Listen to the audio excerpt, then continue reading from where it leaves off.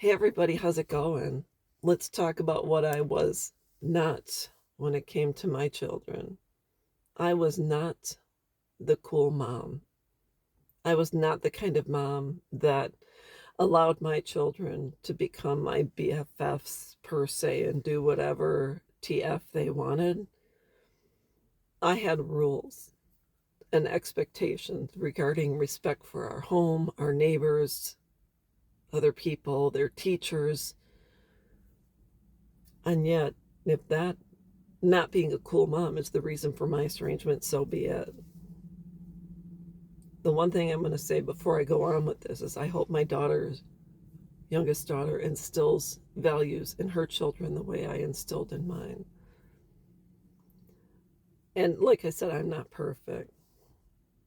But let's talk about this latest story because it's not the greatest.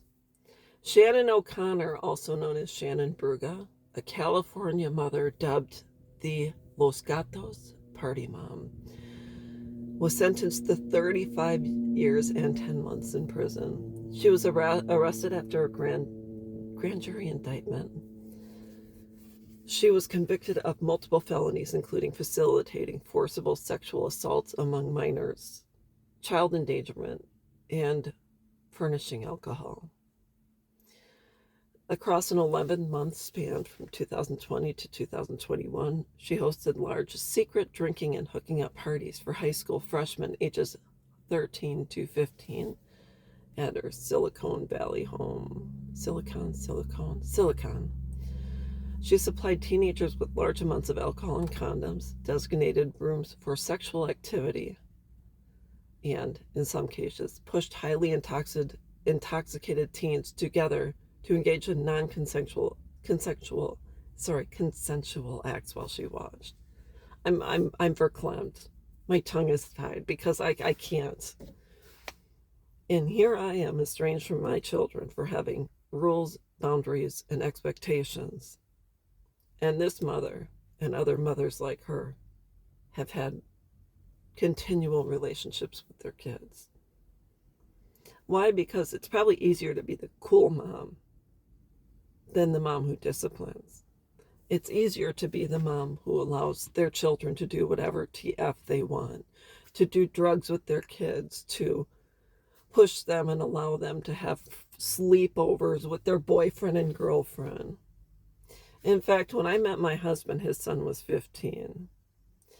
He was a gamer, so he didn't date when I met him. But then I said, when he turned 16, you got to get a job because, productivity is very important. And so he got a job. 17, he had a girlfriend, and she's very nice. And all of a sudden, it's serious. And my husband and I had to sit around and, we had to have a discussion. What do we do if they want to be alone? Because we have a tiny house and we don't have an upstairs or a basement. It's one level. It's 1,100 square feet.